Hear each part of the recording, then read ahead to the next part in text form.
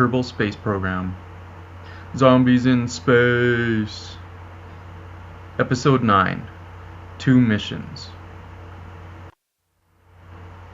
So at the end of episode 8 we collected a bunch of science, so now it's time to buy something with it. We've got almost 600 science points. So we can get the accelerometer, get some more science. We could get the movable flaps, which would make our ships more easy to control, and we get that advanced flight control. Excellent, because, well, we've been having some issue with controlling our flights. Here we got some more science gadgets. You can get the thermometer, you can get the mapping apparatus, whatever it's called, and that will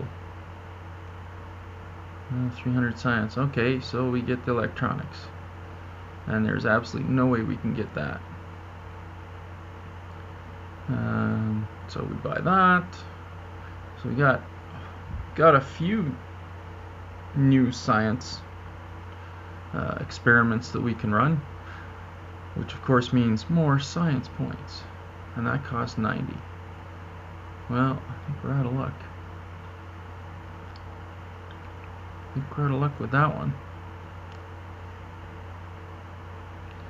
But I thought we already had the mapping apparatus. I don't know what that's all about. Maybe it's an advanced one. Anyway, we have a rocket ready to go. We're gonna launch it. And it's Edford again. Oh, pressure from launch pad. Collect and record atmospheric pressure. Alright. Seismic accelerometer. Gather precise acceleration data while subjecting the vessel to the situation. Yes, it's subjected to sitting there. Write that down. Anyway, we're going to try and land Edford on Moon this time. No more flybys for Edford. And as you can see, we've got the movable fins on there now, or the movable wings. I guess technically they're wings. But that should help us control the rocket. And we've got some creative fuel pipe usage going on there, so that will help things. Whoa, that kind of compressed the rocket a little, but it didn't blow up, so we're good. And we're moving and accelerating rather quickly, actually, so this is a good sign. Nothing's falling off or blowing up. It's shaking. It's really shaking and wobbling, but the fins are moving. The fins seem to be keeping things going. It does seem to be tilting a little bit in the wrong direction, but not too badly. Oh, and engines die out. Engines get dropped. And now we're tilting in the right direction. Although maybe a bit much. Well, we'll see how things go. Now it seems to be kind of under control now. Maybe that was intentional. We definitely didn't want it tilting the other way. And we're going. And we're going.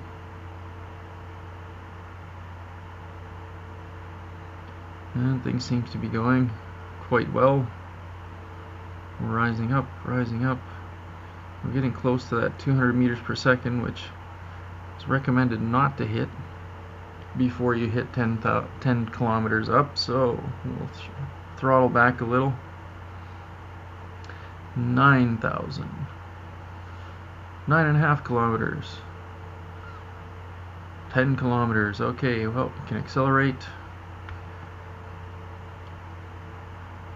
Full speed ahead. And tilt a little bit more. Try to make that trajectory a little more horizontal.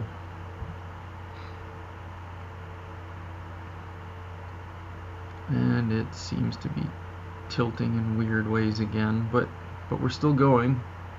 15 kilometers up. So the effects of gravity and the effects of the atmosphere are getting lower and lower, and we're still wobbling kind of in our trajectory. It's kind of weird. Anyway, 20 kilometers up. Excellent. And we're getting more and more horizontal in our trajectory.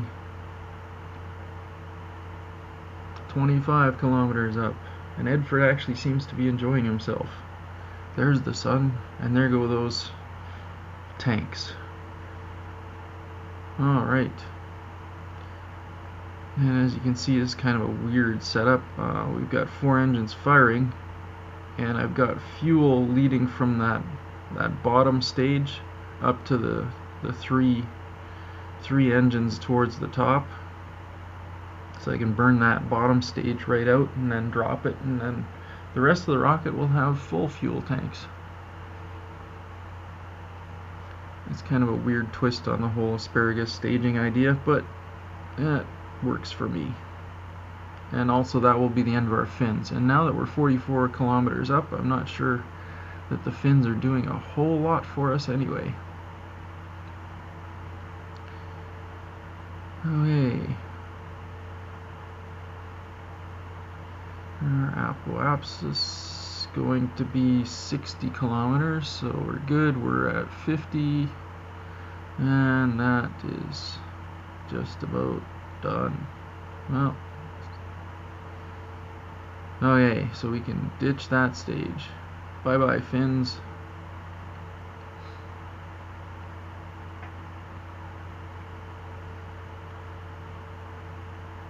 And we've throttled back quite a ways. We're slowing down. Well, our acceleration is slowing. We're still accelerating though. Now we've got those 4 engines firing, and again the one in the middle is more efficient, which is a good thing. Although again those engines do not produce electricity, but that's okay too. Oh yeah, get some science while we're up here. It doesn't need to produce electricity because we now have photovoltaic cells. Yay! So I'm going to shut down those engines. Oh no! I decided instead of shutting them right down, I would limit their thrust. The trick was to match the thrust to all of them. So this way they're still burning, and when they stop burning, I know to eject them. Otherwise, yeah, I've in the past. Oh yeah. So more science, more photovoltaic cells, or open up the solar panels. But in the past, I have shut engines down completely, and then you can't see when they run out of fuel if you're going to dump those tanks and those engines.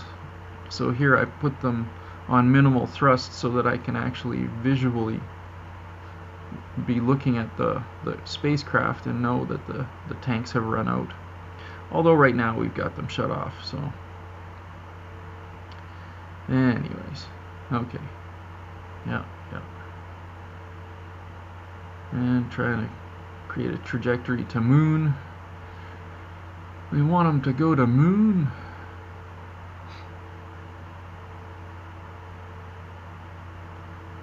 And just adjusting that a little bit, and I think we've got it. So there he is off in space. We got to get him lined up. He's pretty close to being lined up anyway, and his ship seems to be drifting off the trajectory that we had. I don't really know why it was drifting so much, but it was. So we get him back online, or in line I should say. Fire those engines. And he's going, and he's going, and he's going, and yeah, those engines ran out of fuel, so get rid of those. Of course, that changes the time that the burn will take, because we did have some thrust coming from those engines. Pretty sure I didn't really account for that, but that's okay. We've got plenty of time and a fair amount of fuel, so we can get by with that. So anyway, as he's going along, of course, trying to do science, getting greedy with the science again now that we've got a bunch of new instruments to try out.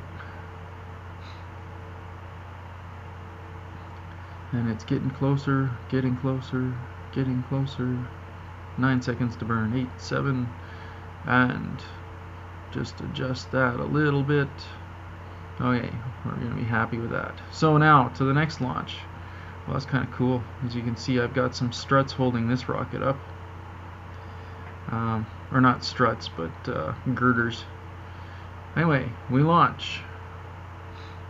This thing is going skyward. What this is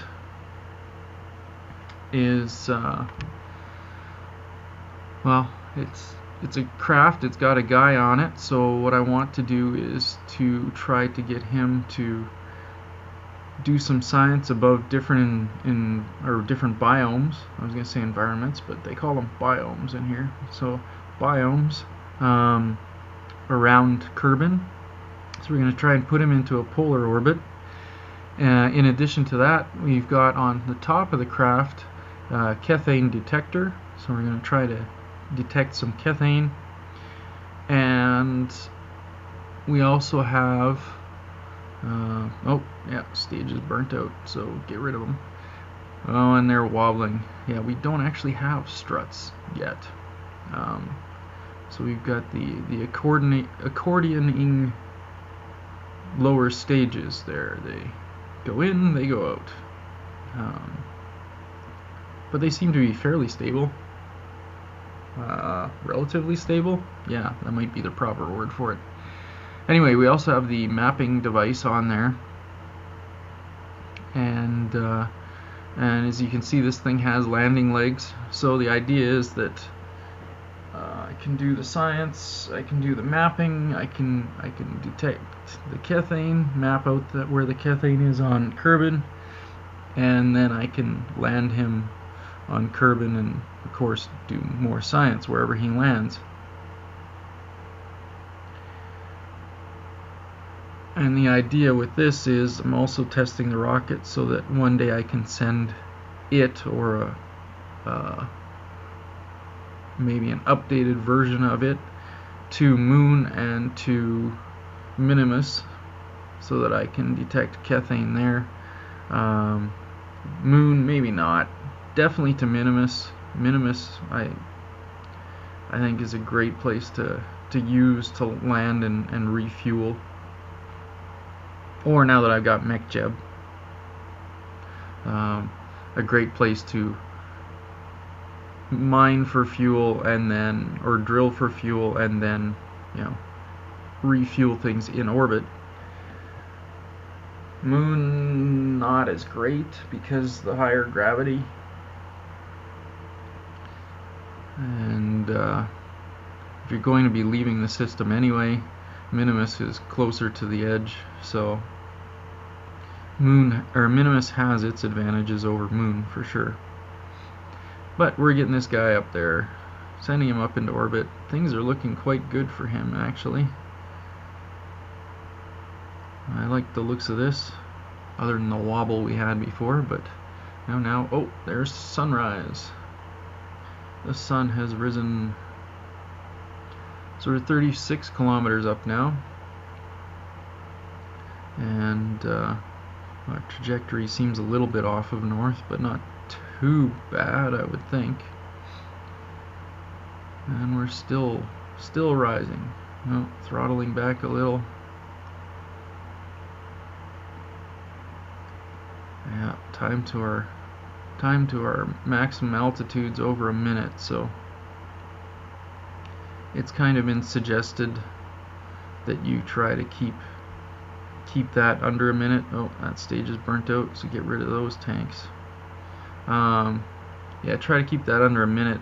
I guess the closer you are to 0, yeah, now I'm trying to figure out how to use this mapping thing. That's not it.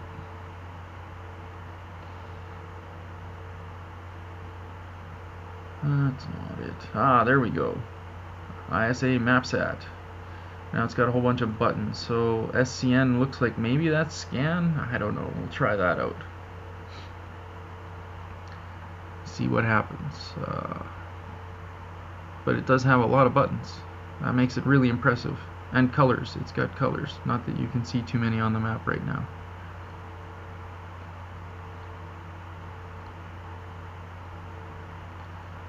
Yeah, so we're rising up. Rising up.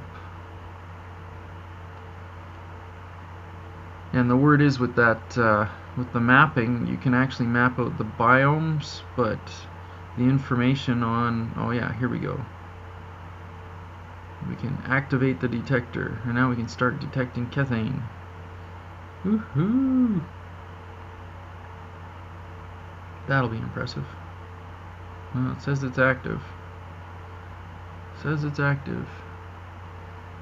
So, yeah, go up to the top. Show grid overlay. Okay, nothing there. We have found nothing.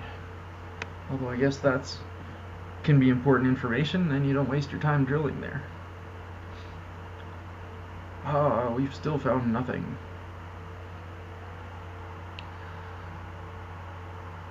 Excellent. Well, we're finding nothing. And more nothing. And yeah, we could probably cut the engines. There we go. Yes. Well, yeah. We're going up and up and up. And nothing.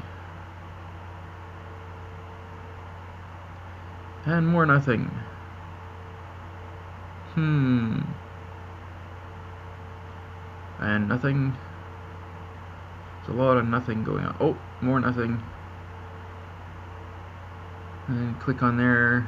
Let's check for anomalies on the map. You can check for the position of your craft, where it is on the planet or on the map relative to where it's orbiting. Yeah, it's an excellent view up here, but we're still finding nothing. And so just checking where we're at there. Yeah, and the annoying thing is that resource info thing just follows you around. You kind of have to turn off the Kethane thing so you can actually see what you're trying to read for information when you scroll over things. It's kind of annoying. Anyway, we've still found a bunch of nothing.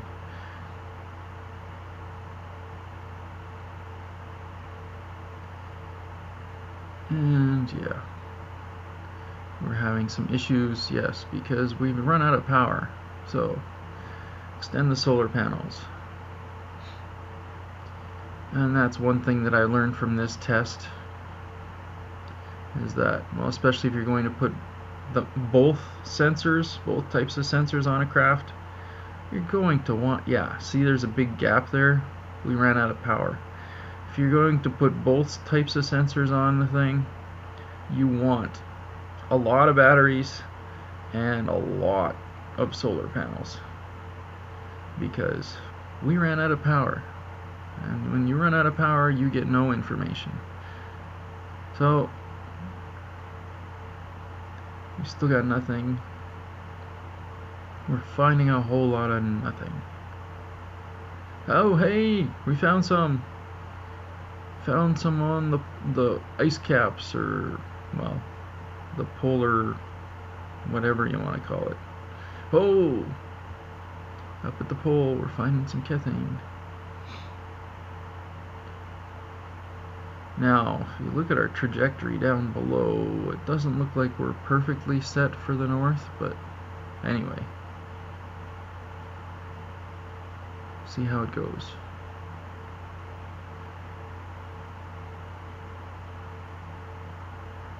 I'm still trying to put this thing into a stable orbit and try to do some science. Well, I guess that's it for this episode. So, see you later.